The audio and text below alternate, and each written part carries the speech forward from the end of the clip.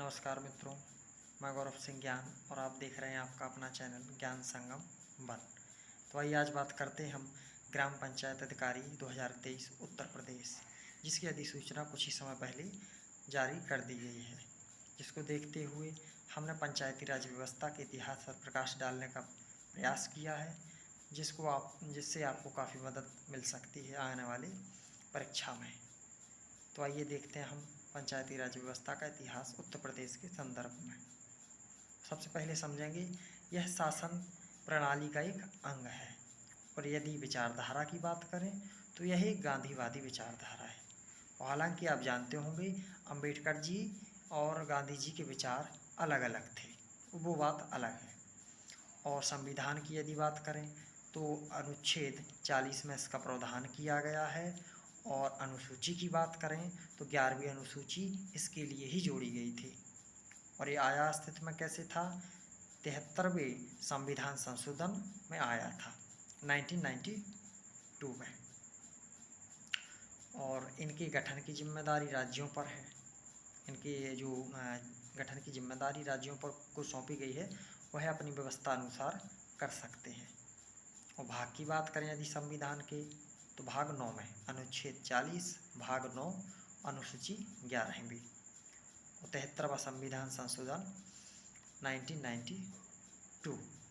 और अब हम बढ़ते हैं उत्तर प्रदेश के इतिहास पर।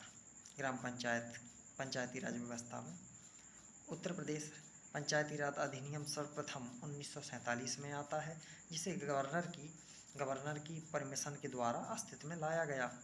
फिर उसके बाद उत्तर प्रदेश क्षेत्र पंचायत एवं जिला पंचायत अधिनियम 1961 आता है, जिसमें पंचायतों की स्थापना की गई। और उससे पहले 15 अगस्त 1949 को 35,000 ग्राम पंचायतों के साथ इसकी शुरुआत की गई थी। फिर उसके बाद एक जिला नियोजन समिति की स्थापना की जाती है, जिसमें प्रत्येक तहसील से एक प्रधान लिया जाता है। फिर ग्राम समाज की स्थापना की जाती है 1952 और 1953 के मध्य में। फिर हम देखेंगे वह विकास, पंचायतों के विकास का पहला चरण था। अब हम देखते हैं पंचायतों के विकास चरण 2 को, जिसमें एक महत्वपूर्ण डेट है 1955।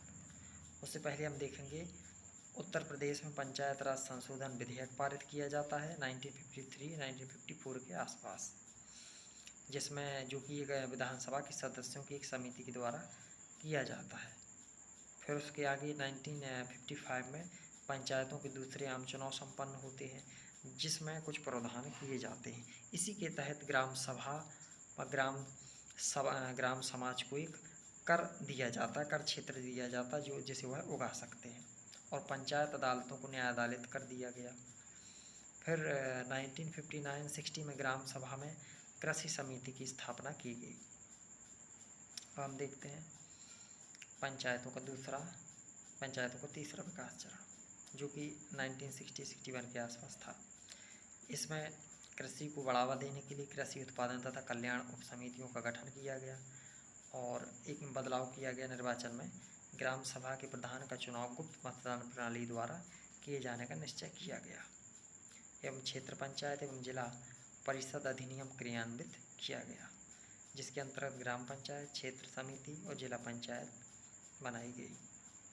अब देखेंगे पंचायत के विकास का चौथा चरण, जिसमें कुछ ज़्यादा खास नहीं है लेकिन खास भी है कुछ। इसमें पंचायतों का 5वां सामान्य निर्वाचन संपन्न हुआ और सबसे जो महत्वपूर्ण है, जो पूछा जा सकता है, इसी में मतदाताओं की आयु 21 वर्ष से 18 वर्ष कर दी गई थी। 1988 में छठा सामान्य निर्वाचन संपन्न हुआ, जिसे प्रावधान किया गया 30% महिलाओं का प्रतिनिधित्व ग्राम पंचायतों में। प्रत्येक ग्राम पंचायत में कम से कम एक अनुसूचित जाति की महिला का प्रतिनिधित्व भी किया गया। 1989 में जवाहर रोजगार योजना को प्रारंभ किया गया। ये महत्वपूर्ण है क्योंकि योजनाएं पूछी जा सकती हैं और दिया है उसके सिलेबस में। 1994 में उत्तर प्रदेश पंचायत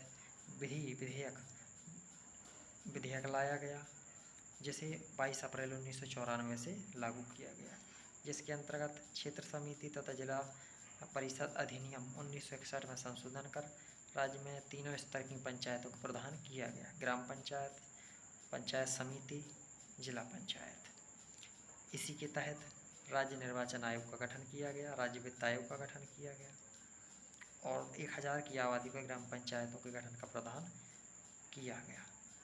इतना सा ये उत्तर प्रदेश में ग्राम पंचायतों की का इतिहास था, जिसमें महत्वपूर्ण प्रश्न हैं जो आगामी परीक्षा में आपसे पूछे जा सकते हैं।